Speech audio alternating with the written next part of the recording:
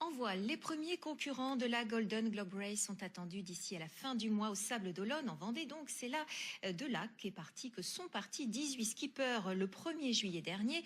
Ils n'en sont plus que 5 en course. Les premiers attendus sont Jean-Luc Vandenette et Marc Slatz, qui sont au coude à coude au sud des Açores.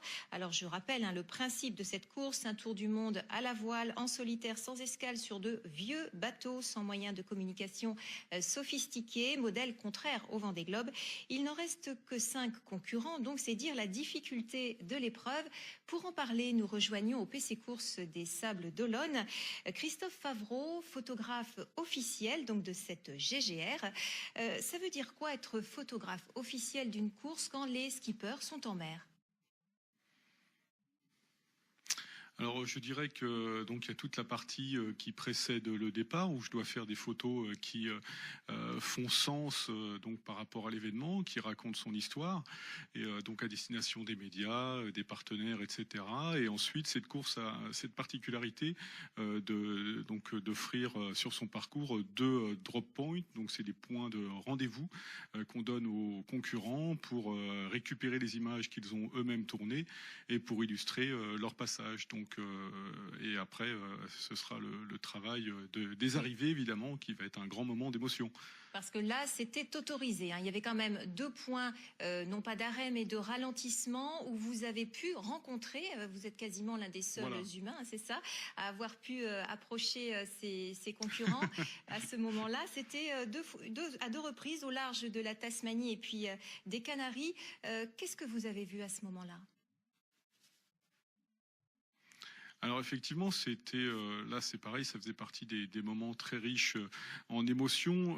Donc Lanzarote, c'était relativement, on va dire, c'était un petit peu plus factuel dans le sens où ils venaient juste de partir, il n'y avait pas eu de grosses tempêtes, etc. Donc on les retrouvait sur un mode relativement simple. L'arrêt, enfin le drop point de Hobart a été beaucoup plus riche en émotions parce qu'ils venaient de traverser tout l'Indien avec les tempêtes qui n'ont pas manqué de frapper la flotte. Et là, effectivement, on a vu des marins qui étaient à la fois très très heureux de revoir un peu de présence humaine, des têtes connues évidemment, et puis de partager des moments un petit peu chaleureux et de nous raconter tout ce qu'ils avaient vécu. Et donc, ce que j'ai pu voir, moi, à ce moment-là, effectivement, ce sont des marins qui étaient beaucoup plus amarinés que par rapport au départ et qui avaient déjà vécu beaucoup de choses, qui avaient beaucoup de choses à raconter et qui se préparaient donc à repartir pour la deuxième partie de la course et qui étaient vraiment dans une logique de perspective immense. Donc ça donnait beaucoup d'intensité à ce qu'ils pouvaient nous dire et au regard qu'ils pouvaient avoir. En mémoire, et c'était vraiment des moments très chaleureux. Une relation, un contact avec l'un d'entre eux qui vous a particulièrement marqué? Alors, moi j'ai travaillé pour Jean-Luc Vandenette, donc j'avais beaucoup de plaisir à le retrouver, mais je dois avouer que la connexion que j'ai eue avec Marc Slatz c'était vraiment très très intense parce que déjà on se situe à peu près dans les mêmes âges, on avait beaucoup échangé avant de partir et lui pour le coup il s'est jeté dans cette aventure-là après avoir traversé l'Atlantique à la rame, donc il y avait beaucoup de fraîcheur et beaucoup d'enthousiasme. C'est un grand gars de 2 mètres, très costaud, très sympa, avec un grand cœur, donc une personnalité très attachante.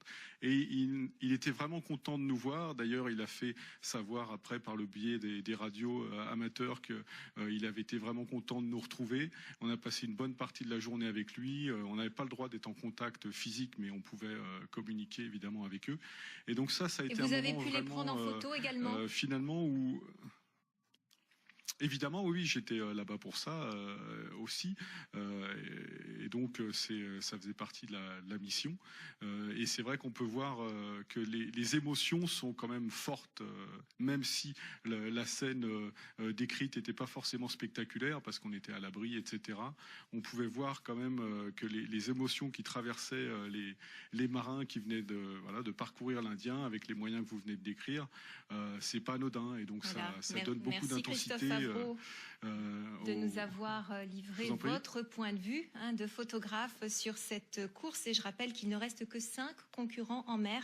Les premiers, Jean-Luc Vandenette et Marc Slatz, sont attendus d'ici la fin du mois au Sables d'Olonne. C'est la fin de cette édition, à suivre le 12-13 national. Très bel après-midi à vous.